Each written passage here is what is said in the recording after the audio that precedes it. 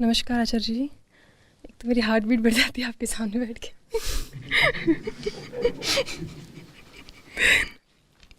मैं एक योगा टीचर हूँ और मेरे लिए पास लोग आते हैं जो अपना लाइक डिप्रेशन, एंग्जाइटी इस तरह के वर्ड्स लेके आते हैं यूजली ट्रीट करने के लिए खुद को। मैंने भी बचपन में लाइक घर वाले मतलब मम्मी बहुत बिलीव करती है इनमें कि मेरी बीच वाली बहन जो थी उसको काफ़ी लाइक झपटा हो गया, इसको कुछ हो गया, मतलब इस तरह से रहता था उनका। मेरी जो बड़ी वाली दीदी हैं उनको अभी लीवर में कुछ प्रॉब्लम हुआ है, क्योंकि मुझे समझ में आता है सारी, मैंने एमएससी करी है इसमें योगा थेरेपी में, तो मुझे एनाटॉमी वगैरह सब अच्छे से पढ़ा है मैंने। तो दीदी को कि बोल रही थी कि उनको वो हुआ है, अभी झपटा ही हुआ है उसको भी। मैंने बोला था पहले ही, झपटा मतलब कुछ लाइक कैसे कुछ हो गया है उनको, मतलब किसी ने काबू कर लिया उनके शरीर को इस तरह से कुछ, मतलब तो कुछ भी मतलब उनका अपना वर्ड्स दे देते हैं उसको, बट बातें वही होती हैं, उस तरह से होता है कि अभी वो वहाँ पे जो बाबा जी थे उन्होंने झाड़ा वगैरह लगाया और वो ठीक फील कर रही है। और थोड़ी, क्योंकि मैं भी वहीं से आई हूँ, मैंने भी देखा है कि कभी किसी के बुआ के बेटे को कुछ हो गया है, कभी पास में किसी को हो गया है और उनको रिलीफ मिल जाता है। तो ये सब मैंने खुद भी देखा है। तो कहीं ना कहीं मतलब मेरे दिमाग में भी एकदम से ऐसे उन्होंने बोला तो थोड़ी देर के लिए मैं भी हिप्नोटाइज जैसा हो गई। मैंने कहा हाँ ऐसा, फ़ोन पे मैं बात करी, मैंने कहा हाँ ऐसे हो गया। फिर सडनली मुझे आपका ख्याल आया, मैं तो आचार्य जी को सुनती हूँ, मैं फिर वापस आई।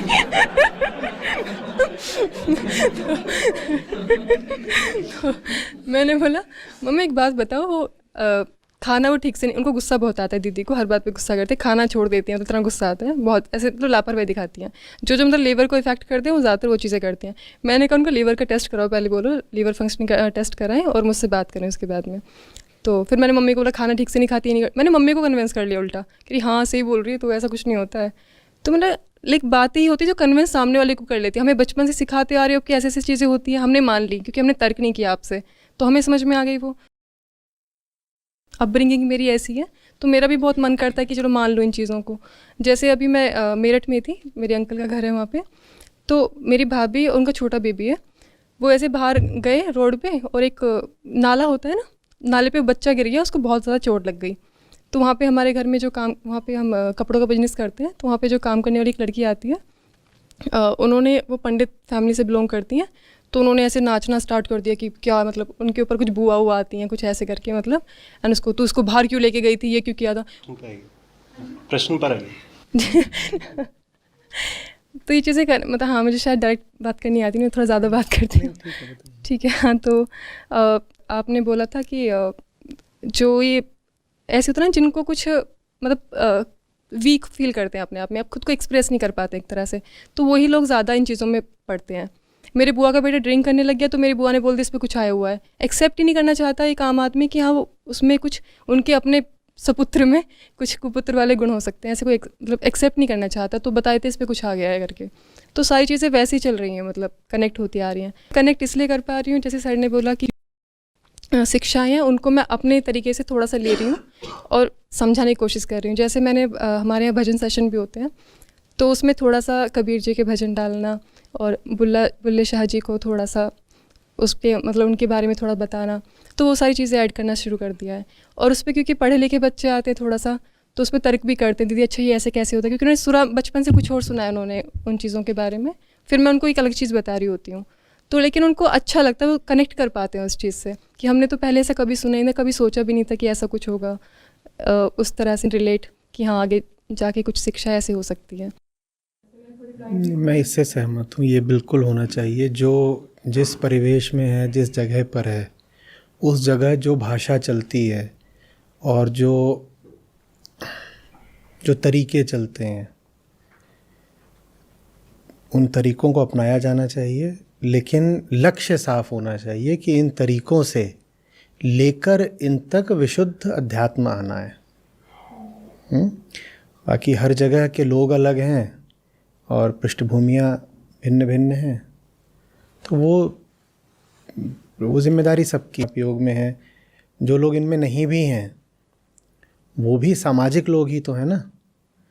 ठीक है, आप लोग सैकड़ों हज़ारों लोगों से बात करते हैं, पर बाकी लोग 10 20 50 लोगों से तो बात करते ही हैं ना। तो वो सबकी ज़िम्मेदारी है कि किसी तरीके से एक सही सामाजिक माहौल बनाया जाए, नहीं तो वो नहीं हो पाएगा कि आप सोचें कि चारों तरफ कीचड़ उछल रहा होगा और आपका दामन साफ रह जाएगा, चारों तरफ आग लगी होगी और आपका घर बच जाएगा, ऐसा होने नहीं वाला है। अब जो स्थिति आ गई है उसमें निष्पक्ष होने जैसा कुछ नहीं है। हर किसी को एक सक्रिय कार्यकर्ता बनना पड़ेगा अपने अपने तल पर। जो 10 लोगों से बात कर सकता है वो 10 से करे, 100 वाला 100 से, 10,000 वाला 10,000 से, क्योंकि असर सब पे पड़ना है। और ये जिस तरीके की अब चीज़ सदा से रही है और अब और बढ़ती जा रही है दुर्भाग्यवश, ये किसी को छोड़ने नहीं वाली, किसी को नहीं छोड़ने वाली। ये मेन स्ट्रीम बन जाएगी, ये पॉपुलर कल्चर बन जाएगी। बताओ आप कैसे बचे रह जाओगे? आपके बच्चे स्कूल तो जाएंगे ना, आप उन्हें कैसे बचा लोगे? स्कूल में फंसेंगे वो। आपके बच्चे मोबाइल तो रखेंगे ना, टीवी तो देखेंगे ना, क्या आप उनको पूरी तरह मोबाइल से या टीवी से हटा पाओगे? क्या आप उन पे 24 घंटे निगाह रख पाओगे? तो कैसे बचोगे? और ये मत सोचिएगा कि साहब ये तो अब 21वीं शताब्दी है, अब थोड़े ही अंधविश्वास फैलेगा। बिल्कुल भी इसमें आप निश्चित मत रहिएगा। ये जो भारत ने बात करी थी कि समय चक्रीय होता है, ये बहुत सोच समझ के कहा है। उसका मतलब समझते हो आप? उसका मतलब ये होता है कि हाँ होगा सतयुग, उसके बाद भी आ जाता है कलयुग। माने अच्छी से अच्छी भी स्थिति हो, बोध का कितना भी प्रकाश हो, और बाहर विज्ञान और प्रौद्योगिकी ने आपको कितनी भी चीज़ें दे दी हों और ज्ञान दे दिया हो बाहरी, लेकिन उसके बाद भी ये संभव है कि भीतर अंधविश्वास और बढ़ जाए। लोगों को ताज्जुब होता है, लोग कहते हैं यार अब तो इंफॉर्मेशन टेक्नोलॉजी और नॉलेज का एज है, नॉलेज का युग है ये, इसमें थोड़ी अंधविश्वास बढ़ेगा। ऐसा कुछ भी नहीं है, ऐसा कुछ नहीं है। आप बिल्कुल आश्चर्य के लिए तैयार रहें, झटका लगने ही वाला है। आप पाएंगे कि अच्छे खासे पढ़े पढ़े लोग बड़ी बड़ी तादादों में भयानक रूप से अंधविश्वासी होते जा रहे हैं। CBSE, NCERT इन सब में से वैसे भी विज्ञान और कम किया जा रहा है। बच्चों को विज्ञान कहाँ से पता लगने वाला है? आप सोच के तो देखिए, कैसे पता लगेगा? चारों तरफ जो मीडिया है वो लगातार अंधविश्वास ही परोस रहा है। कोई भी बात कह दी जाएगी, उसको नकारने का क्या कारण बचने वाला है नई पीढ़ी के पास? और मैं पुराने लोगों की बात नहीं कर रहा। हम कहते हैं कि पुराने लोग अंधविश्वासी होते हैं, नए लोग तो थॉटफुल होते हैं, रेशनल होते हैं। ये कोई ज़रूरी नहीं है, बिल्कुल ज़रूरी नहीं है। एकदम हो सकता है कि एकदम नई पीढ़ी के लड़के लड़कियों खूब पढ़े लिखे हों और अपने माँ बाप से ज़्यादा अंधविश्वासी हों। ये एकदम हो सकता है, एकदम नए तरीके के अंधविश्वास, थोड़ा ज़्यादा साफ और सोफिस्टिकेटेड और पाश्चात्य भाषा, अंग्रेज़ी में बोले गए अंधविश्वास, ये सब खूब तरीके से बढ़ने जा रहा है। एकदम ब्रेस ये होने जा रहा है, और ये आपके घरों में भी होने जा रहा है। और अंधविश्वास में समस्या बस ये नहीं होती कि वो एक रॉन्ग बिलीफ है, समस्या ये होती है कि वो ज़िंदगी तबाह कर देता है, वो आदमी को बर्बाद कर देता है। एक आदमी जो अंधविश्वासी है वो सिर्फ अंधविश्वासी नहीं होता, वो फिर हिंसक भी होता है। वो अपने रिश्तों में बहुत सूखा होता है और प्रेमहीन होता है। उसके जीवन में वीरता, साहस, ये सब एकदम कम हो जाते हैं। सच्चाई को देखने की उसकी जिज्ञासा एकदम क्षीण हो जाती है। अंधविश्वास कोई एक बीमारी थोड़ी ही है, अंधविश्वास माने 100 बीमारियां, आदमी बर्बाद। और ये बीमारी हम सबके घरों में घुसने जा रही है, और तेज़ी से, सदा से थी, अब और तेज़ी से घुसने जा रही है, और टेक्नोलॉजी के ऊपर बैठकर घुसने जा रही है। तो टेक्नोलॉजी अंधविश्वास की काट तो क्या ही बन पाई, टेक्नोलॉजी का सहारा लेकर अंधविश्वास और फैलने जा रहा है। तो सबको सक्रिय होना पड़ेगा। आप अभी ये नहीं कह सकते कि मैं तो साहब किनारे पर बैठा हूँ।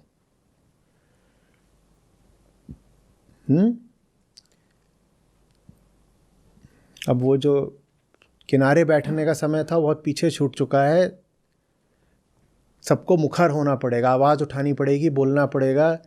अंधी ताकतें जहाँ दिखाई दे रही हों उनके सामने अब चुप बैठने से, शांत बैठने से काम नहीं चलेगा। सक्रिय होना पड़ेगा। शांत से मेरा अर्थ ये नहीं कि आप अशांत हो जाएं, सक्रिय हो जाएं, निष्क्रिय नहीं रहना है।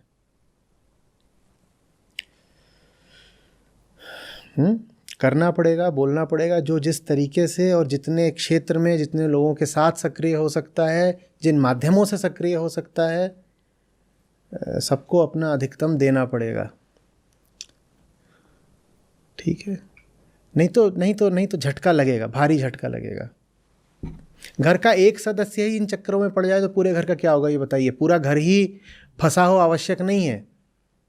घर में 6 सदस्य हैं, 6 में से एक भी अगर ऐसा हो गया तो बताओ क्या होगा घर का, बोलो।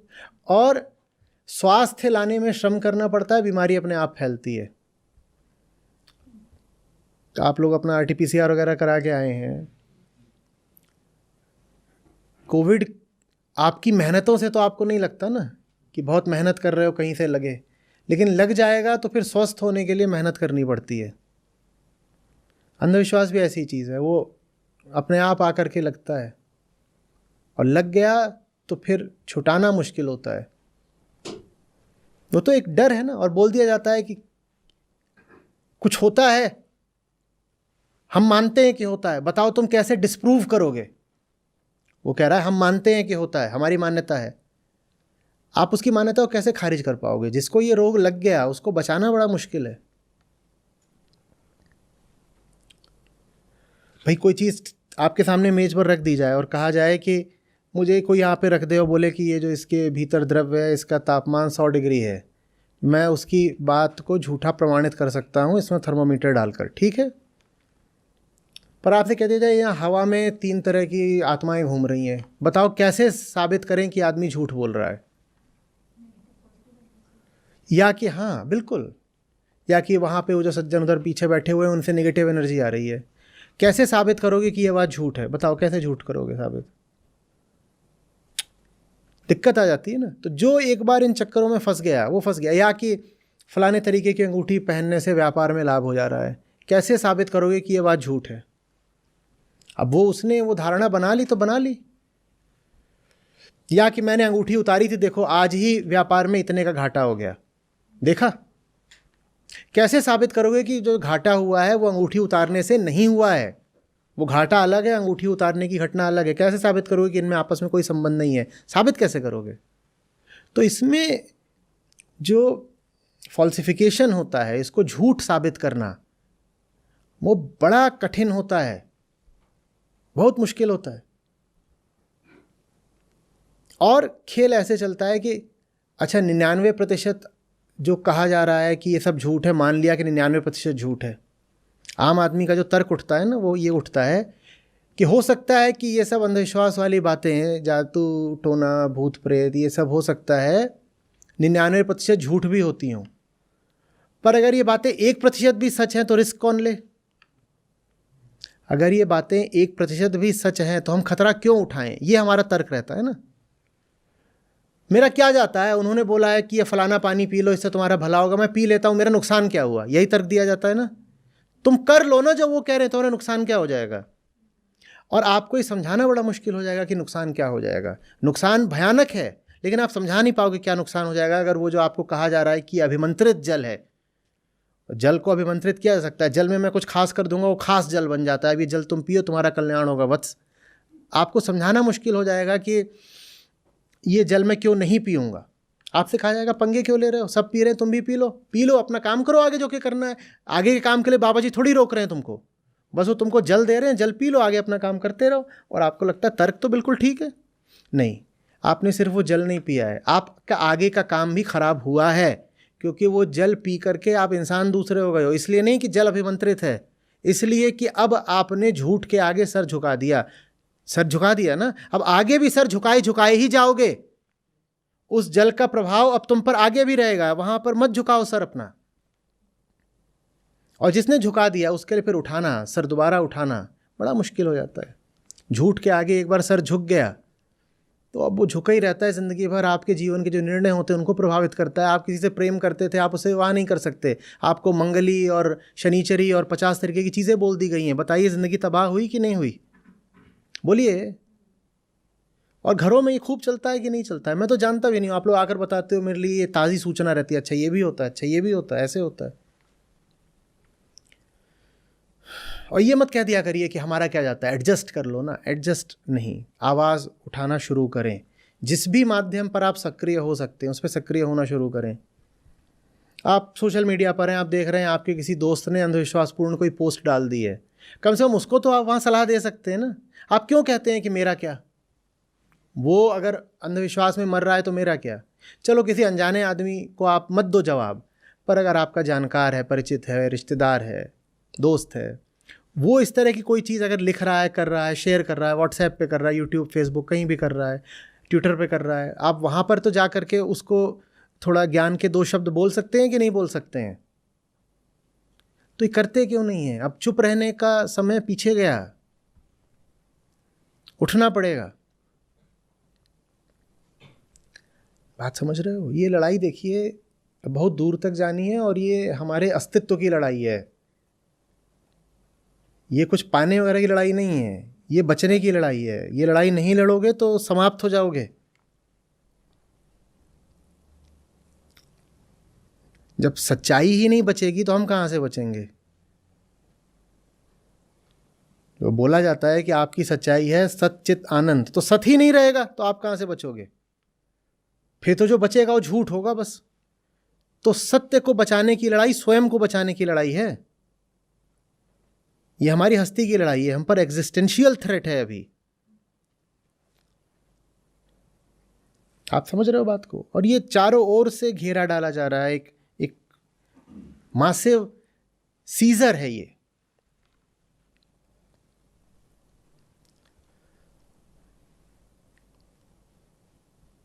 और यहां पर बात यहां तक आई तो कह रहा हूं, मैं भी जो काम कर रहा हूं वो अकेले में बहुत और आगे तक नहीं ले जा पाऊंगा, क्योंकि अब मैं वहां पर आ गया हूं जहां मेरी वजह से बहुत जगहों पर अलार्म बजने लगे हैं।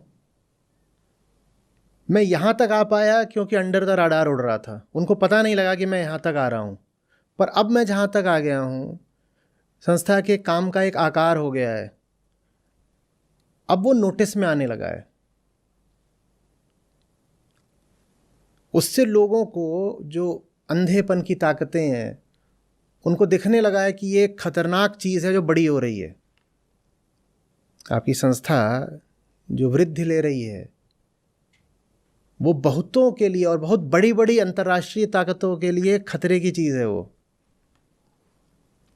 तो यहाँ तक तो चलो मैं उसको ले आया चुपचाप। इसके आगे अब वो बहुत बहुत रुकावटें खड़ी करने वाले हैं, कर रहे हैं प्रतिदिन। तो इसके आगे का खेल मैं आगे अकेले तो नहीं खेल पाऊंगा।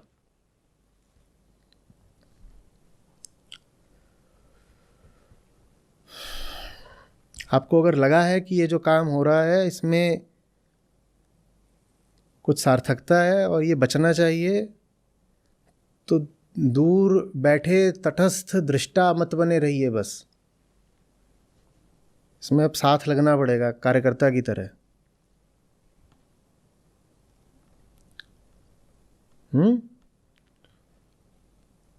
कहते ना, श्रोता नहीं योद्धा।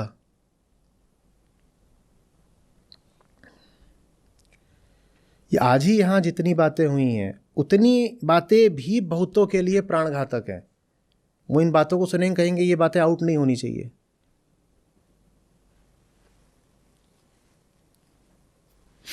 और अगर आउट हो रही हैं तो तुरंत कोई स्लैंडर कैंपेन चलाओ, इनको डिस्क्रेडिट करो, इनको बदनाम करो, कुछ भी बोलो, झूठ मूठ के आरोप लगाओ, ऐसा करो वैसा करो, ताकि लोग इनकी बात न सुने।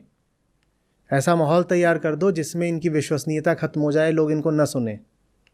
क्योंकि अगर लोगों ने इनकी बात सुन ली तो हम कहीं के नहीं बचेंगे।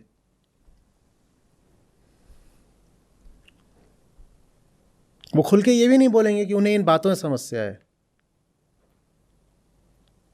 क्योंकि अगर साफ साफ बता दिया कि मैं ज्ञान की बात कर रहा हूँ, उन्हें ज्ञान से समस्या है, तो इससे उनकी पहचान सामने आ जाएगी ना कि तुम कौन हो जिसे ज्ञान से समस्या है। वो ये नहीं कहेंगे उन्हें ज्ञान से समस्या है, वो और 10 तरह के कैंपेन चलाएंगे और उन सब का जवाब न मैं अकेले दे सकता हूँ, न मुझे देना है, न मुझे बहुत देने में रुचि है।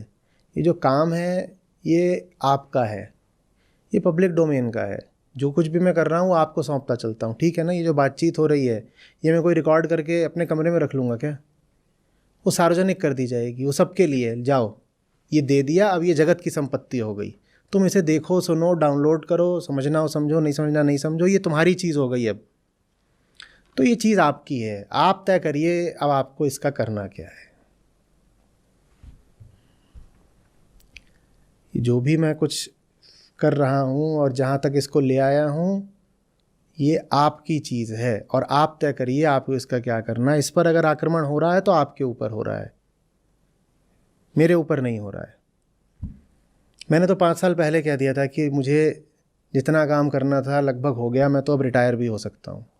अब तो जो मैं कर रहा हूँ वो एक तरह से बोनस है, अतिरिक्त है, कुछ अर्थ में अनावश्यक है, एक अर्थ में दोहराव भर है। नहीं तो जितनी बातें बोलनी थी वो तो बोली जा चुकी हैं। अब तो मैं और बस और ज़्यादा बोलता ही रहता हूँ यूं ही। जिंदा हो तो कुछ ना कुछ तो करोगे। तो चीज़ आपकी है, आपके सुपुर्द कर दी है, आपको दे दिया है। अब आप देखिए कि आपको उसका क्या करना है। मेरे भरोसे मत रहिएगा, मेरा काम पूरा हो चुका है, मैं निवृत्त हूँ।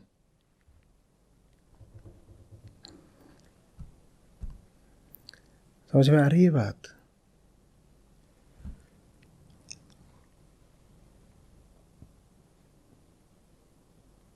सिर्फ ग्रामीण लोग ही नहीं भोले होते, शहरी लोग भी भोले होते हैं। आपको एकदम नहीं दिखाई पड़ रहा है कि अभी आपने जो बात कही है, उन्होंने जो बात कही है, वो बात जो कितनी खतरनाक है। ये बात जैसे ही पब्लिक डोमेन में पहुंचती है खलबली मच जाती है। मुझे थोड़ा और बोलना है। सर, आपको 2 सालों से सुन रही हूँ और कभी बात नहीं हुई हमारी, मतलब पहली बार आपसे बात कर रही हूँ। मतलब आपने बोला ना अभी बहुत कुछ बोल चुका हूँ, मतलब मैंने सुना भी बहुत ही। आपको 2 महीने में बहुत सुन लिया था मैंने आपको। कुछ भी कर रही हूँ मतलब सुन ही रही हूँ कंटिन्यू आपको, क्लास के बाद में, क्लास से पहले, सोते हुए, कुछ भी करते हुए सुन रही हूँ। तो जब भी क्वेश्चन आते थे और बहुत किया, इस बार जाऊँगी तो ये पूछूँगी, हमेशा क्वेश्चन आता था। फिर जब तक जाने का नंबर आता तब तक क्वेश्चन हो जाता था, क्योंकि आपने बोल इतना रखा है और हर चीज़ समझा रखी है, हर तरह से समझा रखी है। तो कई बार डाउट भी आया कि फिर आपको सुनती थी, फिर से उसका आंसर मिल जाता था। तो हमेशा से चलता रहा था। और जगन मेरे क्लाइंट रहे हैं, ये साइड में जो सर बैठे हैं, तो मैं इनको योग सिखाती थी। और उसी के बाद मैंने इनको आपको रेफ़र किया था कि लाइक आचार्य जी को सुनना स्टार्ट करें। तो इनसे भी मैं बात करी थी। मुझे आचार्य से बात करने का बहुत मन होता है कि मतलब मैं मोह में आ गई हूँ क्या, थोड़ा मुझे ऐसे लग रहा था कि ऐसे गुरु, मतलब ऐसे मन करता है कि हाँ आपसे थोड़ा सा बात करी जाए। और इस बार बहुत मन भी था बात करने का, फिर भी लगा कि समय वेस्ट नहीं करूँगी, आपका बड़ा कीमती है, तो मैं बात नहीं करने वाली हूँ। तो मैंने डिसाइड किया था, पर अब पता नहीं कैसे हो गया और मैं यहाँ पे हूँ। चलिए बढ़िया हो गया, अच्छा हो गया। चलिए, नमस्ते सर।